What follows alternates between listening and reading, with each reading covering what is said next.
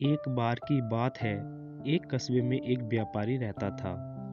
उनका वसीम नाम का एक बेटा था। वसीम शायद ही कोई काम करता था। व्यापारी को अपने बेटे की चिंता थी।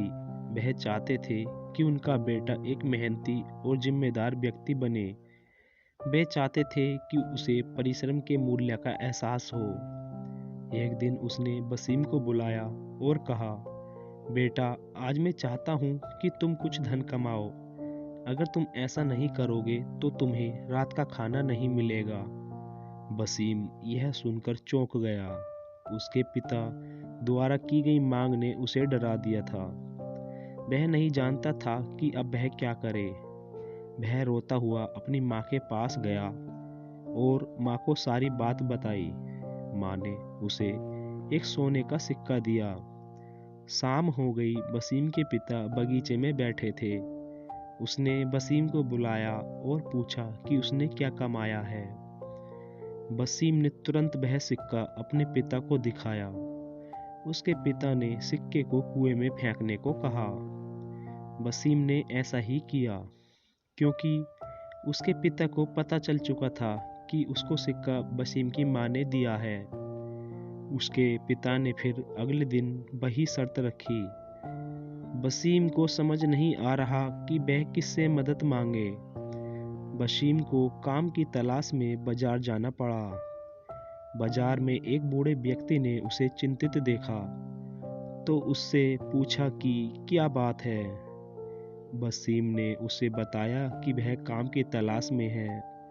यह सुनकर बूढ़े ने कहा, बेटा, अगर यह भारी बैग मेरे घर ले जाओ तो मैं तुम्हें 5 रुपए दूंगा।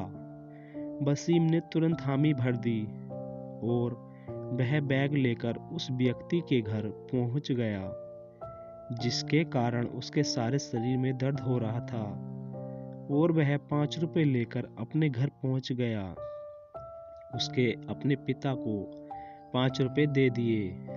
इस बार भी उसके पिता ने वह 5 रुपए कुएं में फेंकने के लिए कहा, लेकिन इस बार वसीम ने वह 5 रुपए कुएं में नहीं फेंके और अपने पिता से कहा कि यह मेरी मेहनत की कमाई है, जिसके कारण मेरे सारे शरीर में दर्द हो रहा है, और आप मेरी मेहनत की कमाई को कुएं में फेंकने के लिए कह रहे हैं। मैं ऐसे करने की कल्पना भी नहीं कर सकता।